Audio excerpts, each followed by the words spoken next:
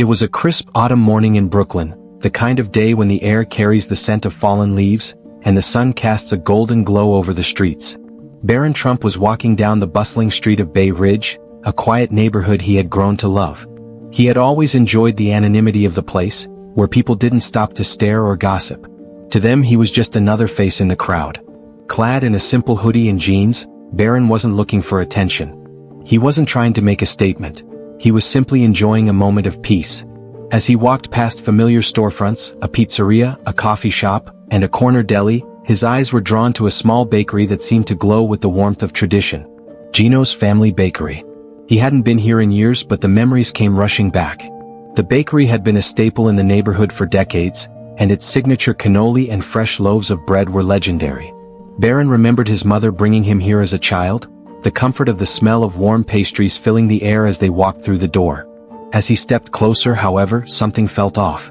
The once vibrant store, always bustling with customers, was quieter than usual. Inside, Barron could see Gino Sr., the patriarch of the bakery, standing behind the counter. His face was lined with worry, his usual jovial demeanor replaced by a look of exhaustion. Barron's heart sank. Something wasn't right. He pushed the door open, the familiar chime of the bell above it sounding a little too loud in the otherwise quiet space. Gino Sr. looked up in surprise, a faint smile crossing his lips as he spotted Barron.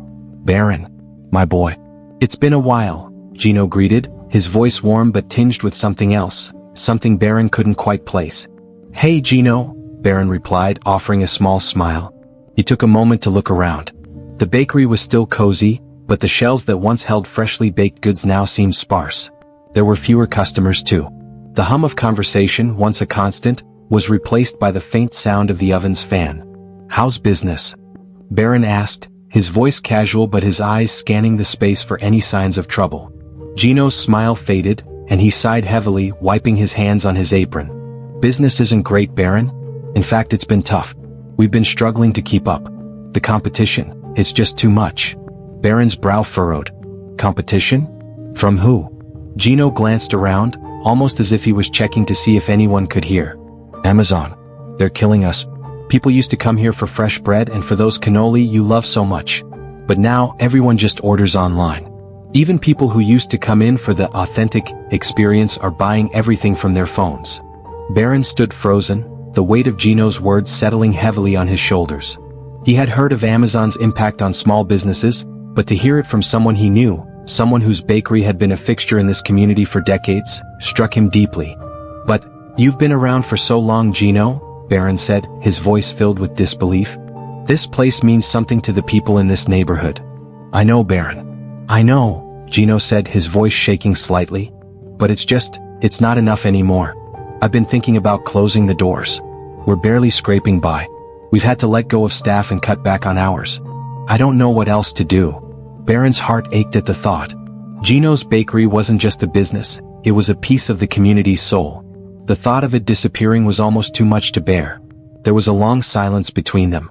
Barron took a step forward, his mind racing. He wasn't a business expert.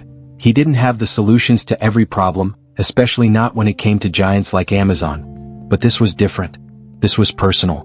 "I'm not letting this place close," Barron said, his voice firm with resolve. Gino looked at him, his face filled with skepticism. "What are you talking about, Barron? Amazon's got us cornered. What can we do?" Barron glanced around the bakery once more, a slow, deliberate look. His eyes landed on the shelves lined with freshly baked bread, and a sudden idea sparked in his mind. What if they didn't fight Amazon?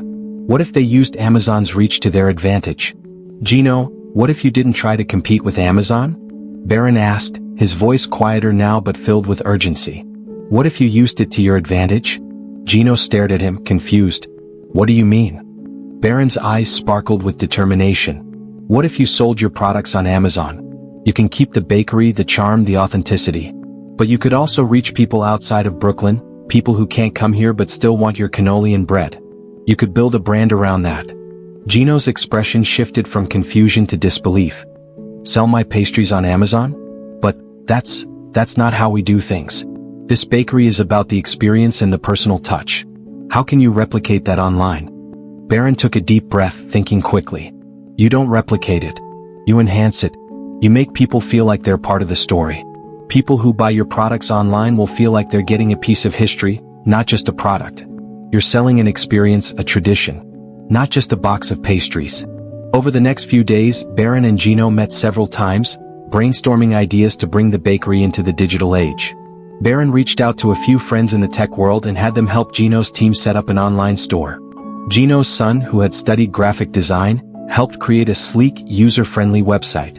The plan was simple: sell Gino's bestsellers but do it in a way that felt personal, like the customer was getting a homemade product, not something mass-produced.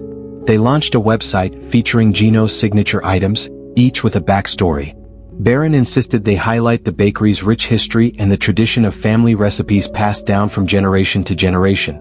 They even created a Gino Stories section, where customers could read about the origins of the bakery, the family behind it, and how it had become a local legend. Barron also worked with the bakery's team to set up a social media campaign. He shared posts about Gino's bakery on his own accounts, telling the world about the iconic bread, the delectable pastries, and the long-standing tradition. He didn't want to be seen as promoting a brand. He simply wanted to help a family preserve something important. Within weeks, the website was up and running and orders started trickling in, slowly at first but then faster as word spread. Gino's bakery, once on the brink of closing, was now reaching customers across the country, from New York to California. The personal touch that Barron had encouraged, the story behind each product, resonated with people.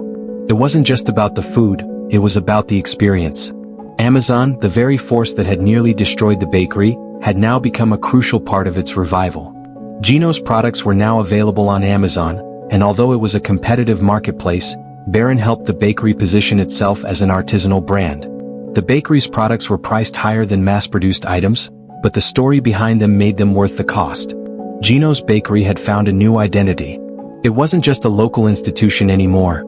It was a brand that carried the essence of Brooklyn's history, and it was thriving in the digital age.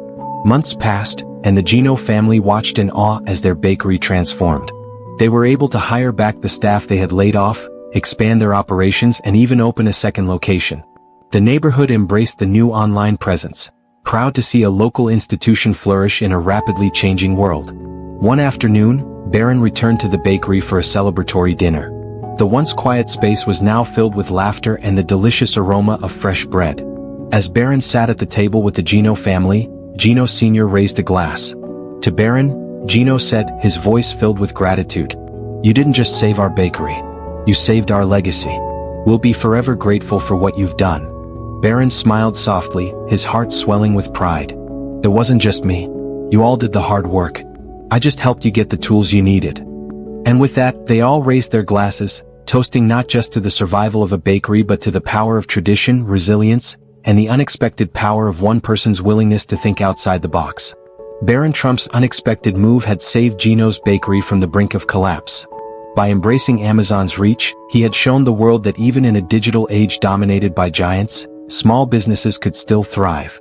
It wasn't about fighting the system, it was about adapting, evolving, and finding new ways to tell a story. And in doing so, Barron had helped preserve something far more important than just a family business. A piece of history and a legacy that would continue to warm the hearts of families for generations to come.